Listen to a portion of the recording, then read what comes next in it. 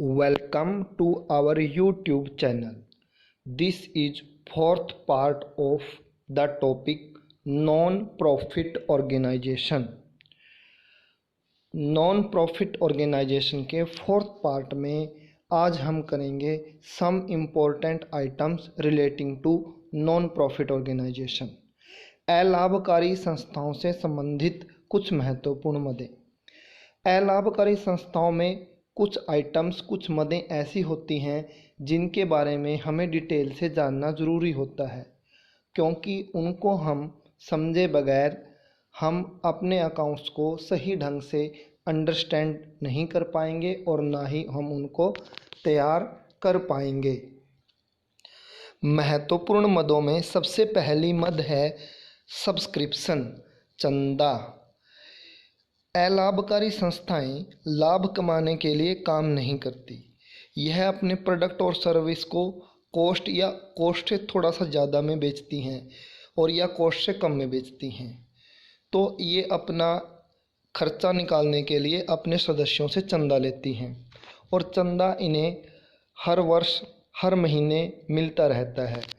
बल्कि संस्थाओं में चंदा है जो फिक्स किया हुआ होता है। तो ये सब्सक्रिप्शन जो होती है रिवेन्यू नेचर की आइटम है, तो बार बार मिलती रहती है और रिवेन्यू नेचर की आइटम होने की वजह से हम इसको इनकम एंड एक्सपेंडिचर अकाउंट में लिखेंगे और ये इनकम है, इसलिए हम इसको इनकम अर्थात क्रेडिट साइड में हम इसका लेखा करेंगे। सेकंड आइटम है इसमें लाइफ मेंबरशिप फी, आजीवन सदस्यता शुल्क। जो नॉन प्रॉफिट ऑर्गेनाइजेशन होती हैं वो क्लब्स के रूप में, हॉस्पिटल के रूप में होती हैं और इनके मेंबर होते हैं जो इसके प्रोडक्ट या सर्विस का लाभ उठाते हैं या इसकी सहायता करने के लिए इसके मेंबर बने हुए होते हैं। तो जब कोई भी नया व्यक्ति लाभकारी संस्थाओं में मेंबर बनना चाहता है तो उसके लिए एक फ़ीस होती है, तो वो फीस उसको चुकानी पड़ती है। यह फीस वार्षिक भी होती है। तो कई सदस्य झंझट से बचने के लिए कि हर वर्ष हमें भुगतान करनी पड़ेगी, तो वो पूरी जीवन की सदस्यता ले लेते हैं। वो फीस दे के ये फिक्स कर लेते हैं कि हम आजीवन इसके सदस्य रहेंगे। तो लाइफ मेंबरशिप फ़ी बार बार नहीं मिलती, क्योंकि ये सदस्य एक बार दे देता है तो अपने पूरे जीवन में इसको दोबारा से नहीं देता। तो बार बार न मिलने की वजह से हम इसको कैपिटल नेचर की आइटम मानते हैं और कैपिटल नेचर में इनकम होने के कारण यह व्यवसाय पे भार माना जाता है, अर्थात लायबिलिटी मानी जाती है। इसलिए हम बैलेंस शीट की लायबिलिटी साइड में इसका लेखा करेंगे और लायबिलिटी साइड में भी हम कैपिटल फंड के अंदर इसको जोड़ देंगे। थर्ड नंबर पे आता है एंडोमेंट फंड, समर्पित निधि। यह जो पैसा है या अमाउंट है ये नॉन प्रॉफिट ऑर्गेनाइजेशन को वसीयतनामे से मिलती है। मान लो कोई अपनी वसीयत में संस्था से खुश होकर उसके नाम कुछ अपनी प्रॉपर्टी में से कुछ कर देता है और ये विशेष उद्देश्य के लिए प्रयोग के लिए होती है और ये विशेष उद्देश्य के लिए प्रयोग होती है और ये बार बार नहीं मिलती, इसलिए ये कैपिटल नेचर की होती है और कैपिटल नेचर की आइटम होने के कारण हम इसको बैलेंस शीट की लायबिलिटी साइड में इसका लेखा करेंगे। नेक्स्ट फोर्थ नंबर पे है एंट्रांस फी, प्रवेश शुल्क। प्रवेश शुल्क के बारे में काफ़ी कन्फ्यूजन है। कुछ लोग इसे रिवेन्यू नेचर का मानते हैं, कुछ कैपिटल नेचर का मानते हैं, लेकिन इसको ज़्यादातर रिवेन्यू नेचर का ही माना जाता है, क्योंकि हर वर्ष संस्था में कोई ना कोई नया मेंबर आता रहता है और हर वर्ष संस्था को एंट्रांस फी मिलती रहती है। इसलिए हम इसको रिवेन्यू नेचर का मान के इनकम एंड एक्सपेंडिचर अकाउंट की इनकम साइड में, क्रेडिट साइड में इसको लिख देते हैं। लेकिन कभी कभी क्वेश्चन की स्टेटमेंट में कुछ भाग को कैपिटल नेचर का मानने के लिए कह दिया जाता है। जो भाग कैपिटल नेचर का मानने के लिए कह दिया जाता है उस भाग को फिर हम बैलेंस शीट की लायबिलिटी साइड में लिखेंगे। फिफ्थ नंबर पे है डोनेशन। डोनेशन दो तरह का मिलता है नॉन प्रॉफिट ऑर्गेनाइजेशन को। एक तो स्पेसिफिक डोनेशन, विशेष दान, जो किसी विशेष उद्देश्य के लिए दिया जाता है। मान लो मेरा क्रिकेट से विशेष प्रेम है और मैं क्लब को दान देना चाहता हूं, तो मैंने क्लब को दान देते वक्त ये कहा कि मेरा जो ये डोनेशन है सिर्फ क्रिकेट के लिए ही यूज किया जाए और किसी पर्पज़ के लिए यूज नहीं किया जाए, तो ये स्पेसिफिक डोनेशन हुआ। तो स्पेसिफिक डोनेशन को कैपिटल नेचर का माना जाता है और बैलेंस शीट की लायबिलिटी साइड में हम इसको लिखते हैं। सेकंड है जनरल डोनेशन। जनरल डोनेशन को भी फिर दो भागों में बांटा जाता है। जनरल डोनेशन हमें बड़ी अमाउंट का मिलता है या छोटी अमाउंट का मिलता है।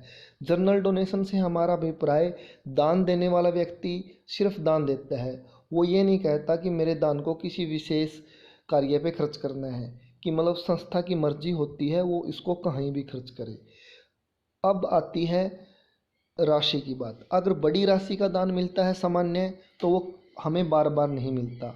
संस्था को भी कभी कभार ही ऐसा होता है कि बड़ी राशि मिले, तो हम उसको कैपिटल नेचर का मानते हैं और बैलेंस शीट की लायबिलिटी साइड में इसका लेखा करते हैं। लेकिन छोटे मोटे दान हमेशा मिलते रहते हैं, तो हम जो अगर छोटी राशि का दान है तो हम उसको रिवेन्यू नेचर का मानते हैं, क्योंकि ये आमतौर पे हमें मिलते ही रहते हैं। तो इस प्रकार रिवेन्यू नेचर का होने के कारण हम इसको इनकम एंड एक्सपेंडिचर अकाउंट की क्रेडिट साइड में इसका लेखा करते हैं। नेक्स्ट है छठे नंबर पे वसीयतनामा। अगर कोई वसीयतनामे में कोई राशि हमें हमारी संस्था के लिए दे के जाता है, नॉन प्रॉफिट ऑर्गेनाइजेशन के लिए दे के जाता है, तो वसीयतनामे की राशि ऐसा नहीं है कि हर साल मिलेगी या कोई फिक्स होता है कि ये हर महीने मिलेगी, ये कभी कभार ही मिलती है। और वसीयतनामे में कोई छोटी मोटी अमाउंट तो दे के नहीं जाता कि ऐसे कि बहुत छोटी अमाउंट 1000 और 2000 दे के जाए, आमतौर पे बड़ी अमाउंट ही दे के जाता है और ये कभी कभार मिलती है। इसलिए हम इसको कैपिटल नेचर की मानते हैं और कैपिटल नेचर का मानने के कारण हम इसको बैलेंस शीट की लायबिलिटी साइड में लिखते हैं। नेक्स्ट है sale of old newspaper and sports material. अब नॉन प्रॉफिट ऑर्गेनाइजेशन में जाहिर है कि ये बहुत सारे काम कर रही होती हैं, अलग अलग नॉन प्रॉफिट ऑर्गेनाइजेशन अलग अलग तरह का काम कर रही होती हैं, तो कुछ ना कुछ वेस्ट हमेशा हर जगह बचता है, चाहे कोई भी संस्था हो, और वेस्ट बचता रहता है। जैसे ओल्ड न्यूज़पेपर हो गए या टूटा फूटा खेलों का सामान हो गया। अगर कोई क्लब है जो स्पोर्ट्स ऑर्गेनाइज करवाता है, तो इस तरह का सामान मिलता रहता है, तो ये सामान ज़्यादातर हमें बार बार मिलता रहता है। इस वजह से हम इसको रिवेन्यू नेचर का मानते हैं और चूंकि ये इनकम है और इनकम होने के कारण हम इसको इनकम एंड एक्सपेंडिचर अकाउंट की क्रेडिट साइड में इसका लेखा। नंबर 8 पर है सेल ऑफ ओल्ड एसेट्स। हम सभी जानते हैं कि पुरानी संस्थाओं में ओल्ड एसेट होती रहती हैं सभी संस्थाओं में, तो उनको हम बेच देते हैं। यहाँ पे ये बात ध्यान रखनी है कि एसेट्स की पूरी अमाउंट को नहीं लिखा जाएगा। केवल एसेट को बेचने से जो हमें प्रॉफिट या लॉस होता है, केवल प्रॉफिट और लॉस को ही लिखा जाएगा। अगर प्रॉफिट होता है तो हम उसको इनकम एंड एक्सपेंडिचर अकाउंट की क्रेडिट साइड में लिखेंगे, अर्थात इनकम साइड में लिखेंगे। और लॉस होता है तो जो सेल प्राइस है उसको परचेज प्राइस में से माइनस करके जो लॉस होता है उसको हम एक्सपेंडिचर साइड में 9 नंबर पे आता है पेमेंट ऑफ ऑनरेरियम। अगर हम संस्था में किसी से कोई काम करवाते हैं तो हमें उसको ऑनरेरियम का भुगतान करना होता है। ये हमें बार बार करना पड़ता है, इसलिए ये रिवेन्यू नेचर का है और ये एक्सपेंसेस है, इसलिए हम इसको इनकम एंड एक्सपेंडिचर अकाउंट की एक्सपेंडिचर साइड में अर्थात डेबिट साइड में लिख देंगे। 10th नंबर पे है गवर्नमेंट ग्रांट्स और एड्स। कई बार नॉन प्रॉफिट ऑर्गेनाइजेशन को सरकार की तरफ से सहायता प्रदान की जाती है। जो सहायता है कोई छोटी मोटी अमाउंट में तो होती नहीं, बड़ी अमाउंट में होती है, इसलिए इसको कैपिटल नेचर का माना जाता है और ये व्यवसाय के लिए लायबिलिटी है, इसलिए हम इसको बैलेंस शीट की लायबिलिटी साइड में लिख देंगे। अभी हमने नॉन प्रॉफिट ऑर्गेनाइजेशन से संबंधित महत्वपूर्ण मुद्दों का अध्ययन किया। ये बड़े इम्पोर्टेंट हैं क्योंकि इनको जाने बगैर हम अपने अकाउंट्स को अच्छी तरह से तैयार नहीं कर पाएंगे। इसी चैप्टर में एक इम्पोर्टेंट टॉपिक और होता है, कैपिटल और कैपिटल फंड में क्या डिफरेंस होता है, पूंजी तथा पूंजी कोष में क्या डिफरेंस होता है। इसमें हम सबसे पहला डिफरेंस देखते हैं, इंस्टीट्यूशन। जो कैपिटल है वो प्रॉफिट मेकिंग ऑर्गेनाइजेशन में होता है और जो कैपिटल फंड है नॉन प्रॉफिट ऑर्गेनाइजेशन में होता है। सेकंड है क्रिएशन, निर्माण। जो कैपिटल है वो बिजनेस के मालिक के द्वारा बिजनेस में लगाई जाती है और कैपिटल फंड है ये बिजनेस के मालिकों के द्वारा नहीं लगाई जाती, क्योंकि होती ही नॉन प्रॉफिट ऑर्गेनाइजेशन है और इसलिए मालिक होने का तो कोई सवाल ही पैदा नहीं होता। मतलब जो एसेट होती हैं वो उनका मूल्य ज़्यादा होता है लायबिलिटीज से, वो बची हुई अमाउंट को ही हम कैपिटल फंड के रूप में लिखते हैं। थर्ड डिफरेंस है अधिकार या क्लेम बाय ओनर्स, स्वामियों के द्वारा अधिकार। कैपिटल के ऊपर प्रॉफिट मेकिंग ऑर्गेनाइजेशन के मालिकों का हक होता है क्योंकि ये उन्हीं के द्वारा लगाई गई होती है, जबकि कैपिटल फंड में नॉन प्रॉफिट ऑर्गेनाइजेशंस के जो सदस्य होते हैं उनका कोई अधिकार नहीं होता, वो उसको क्लेम नहीं कर सकते। फोर्थ नंबर पे है विदड्रॉल, आहरण। यहाँ पे आहरण का मतलब ये नहीं है कि घर के खर्चे के लिए निकाल के लेके जाएं, या वैसे भी विदड्रॉ करना भी, जैसे पूंजी को निकाल लेते हैं, या किसी भी तरह से प्रॉफिट मेकिंग ऑर्गेनाइजेशन में बिजनेस का मालिक अपने बिजनेस से पूंजी निकाल सकता है, जबकि यहाँ पे मालिक होने का क्वेश्चन ही नहीं होता, इसलिए वो इस पूंजी को निकाल भी नहीं सकते। अब हम इसमें अगला टॉपिक शुरू करते हैं, फॉर्मेट ऑफ बैलेंस शीट। वैसे तो नॉन प्रॉफिट ऑर्गेनाइजेशन की balance sheet profit making organisation से अलग नहीं होती, कंसेप्ट वही होता है बिल्कुल। इसमें भी दोनों वही साइड होती हैं, एसेट साइड और लायबिलिटी साइड। फिगर्स भी, मदें भी लगभग मिलती जुलती हैं, 90% मिलती जुलती हैं, लेकिन फिर भी अलग तो होती ही है क्योंकि ये नॉन प्रॉफिट ऑर्गेनाइजेशन की बैलेंस शीट है। सबसे पहले हम इसमें स्टडी करेंगे एसेट साइड।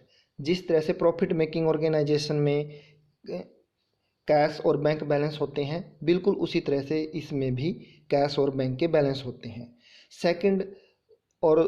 सेकंड के बाद है आउटस्टैंडिंग सब्सक्रिप्शन। इस मद को देख के कोई भी स्टूडेंट कंफ्यूज हो जाता है, वो ये सोचता है कि आउटस्टैंडिंग का तो मतलब ये है कि ये कोई खर्चा है जो हमने भुगतान नहीं किया। जी नहीं, ये खर्चा नहीं, ये एक तरह से इनकम होती है, सब्सक्रिप्शन, चंदा, जो हमें अपने सदस्यों से लेना होता है और हमारे सदस्यों ने हमें दिया नहीं, मतलब हमने उनसे लेना है। तो आउटस्टैंडिंग शब्द देख के इसमें कंफ्यूज नहीं होना, ये एसेट ही होती है। इसके अलावा नॉट प्रॉफिट मेकिंग ऑर्गेनाइजेशंस अपनी एक्स्ट्रा अमाउंट की इन्वेस्टमेंट करती हैं, उसको लिखते हैं हम एक्रूड इंटरेस्ट, जो हमने कमाया हुआ है। प्रीपेड एक्सपेंसेस हैं वो एसेट माने जाते हैं, या अन्य कोई भी एसेट, जैसे यहाँ पे फर्नीचर दिया हुआ है, कोई भी है, जैसे प्लांट है, बिल्डिंग है, उसको हम डेप्रिसिएशन माइनस करके लिख देंगे। अब पहुँचते हैं हम लायबिलिटी साइड पे।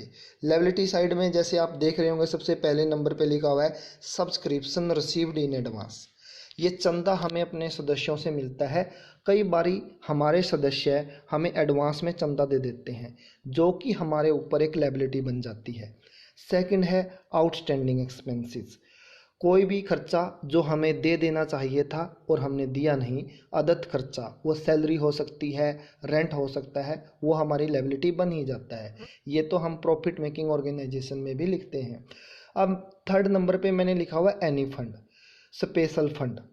नॉट प्रॉफिट मेकिंग ऑर्गेनाइजेशन में कई बारी नॉट प्रॉफिट मेकिंग ऑर्गेनाइजेशन कुछ स्पेशल काम करती हैं, जैसे मैच करवाने का या टूर्नामेंट करवाने का, तो उसके लिए वो अलग से फंड बना लेते हैं, तो उसका फंड का अलग से लेखा बैलेंस शीट में किया जाता है। अब जो ये फंड होता है उसमें कोई ना कोई अमाउंट बची होती है, ओपनिंग बैलेंस शुरू में आ जाता है। वर्ष के दौरान जो भी डोनेशन, स्पेशल डोनेशन उस फंड से रिलेटेड ही मिला है, हम इसको उसमें जोड़ देते हैं। अब जाहिर सी बात है, फंड बना हुआ है तो उस फंड को हमने यूज़ नहीं होता एक साल में पूरा, तो कहीं ना कहीं इन्वेस्ट कर देते हैं और उसको इन्वेस्ट करने से हमें कई बार ब्याज मिल जाता है। तो इसमें मैंने ऐड लिखा हुआ है यहाँ पे, ये देखो, ये वही ब्याज है कि हमने इस फंड की अमाउंट को कहीं बाहर इन्वेस्ट किया हुआ है। नेक्स्ट है, इसी फंड की अमाउंट से अगर हमने कोई ब्याज मिल जाना चाहिए था लेकिन मिला नहीं, इंटरेस्ट एक्रूड, उसको जोड़ देंगे। और इस फंड से रिलेटेड अगर हम कई बार, जैसे मैच है, मैच में हम प्राइज बांट देते हैं, वो माइनस कर देंगे, या इस फंड से रिलेटेड कोई भी खर्चा है वो हम इसमें से माइनस कर देंगे। नेक्स्ट आइटम है स्पेशल डोनेशन। स्पेशल डोनेशन जब भी हमें कोई मिलती है तो ये कैपिटल नेचर की आइटम मानी जाती है और इसको हम लायबिलिटी साइड में ही। अब आगे है एंडोमेंट फंड। एंडोमेंट फंड हमने स्पेशल आइटम में भी सीखा है, समर्पित निधि। यह नॉन प्रॉफिट मेकिंग ऑर्गेनाइजेशन के पास लायबिलिटी के रूप में होती है। जब कोई वसीयतनामे की राशि जमा करवा दे, वसीयतनामे की राशि हमें दे देता है या कोई हमें गिफ्ट दे देता है तो यह लायबिलिटी मानी जाती है। नेक्स्ट है इसमें एंट्रांस फी। मैंने बताया था कि जो एंट्रांस फी है वैसे तो रिवेन्यू नेचर की मानी जाती है, लेकिन कई बार किसी वजह से हम इसको कैपिटल नेचर की मानते हैं, तो जो भी भाग हम कैपिटल नेचर का मानेंगे हम उसको बैलेंस शीट की लायबिलिटी साइड में लिखेंगे। उससे आगे है लीगैसी। वसीयतनामे से अगर हमें कोई राशि देता है उसको भी हम बैलेंस शीट की लायबिलिटी साइड में लिखेंगे। और सबसे अंत में है कैपिटल फंड। कैपिटल फंड में हम सबसे पहले ओपनिंग बैलेंस लिखेंगे, फिर है ऐड सरप्लस। अगर वर्ष के दौरान हमें सरप्लस मिला है इनकम एंड एक्सपेंडिचर अकाउंट से, वो हम इसमें जोड़ देंगे। अगर डेफिसिट है वो हम माइनस कर देंगे। और लाइफ मेंबरशिप फी हम इसके अंदर जोड़ देंगे। अब हमारे पास ये कंप्लीट बैलेंस शीट हमने देखी। इस तरह से हम इसकी बैलेंस शीट तैयार करेंगे, एसेट और liability side. Not profit making organisation के पार्ट 4 में इतना ही है। अब इससे आगे हमारे न्यूमेरिकल पोर्शन शुरू हो जाएगा। आशा है आपको वीडियो ज़रूर पसंद आई होगी। अगर आपको वीडियो पसंद आई है आप इसको लाइक ज़रूर करें, बहुत सारे स्टूडेंट लाइक नहीं करते। शेयर करें, सब्सक्राइब करें। थैंक यू, बहुत बहुत धन्यवाद। नेक्स्ट न्यूमेरिकल की वीडियो अच्छी से अच्छी बनाने की कोशिश की जाएगी।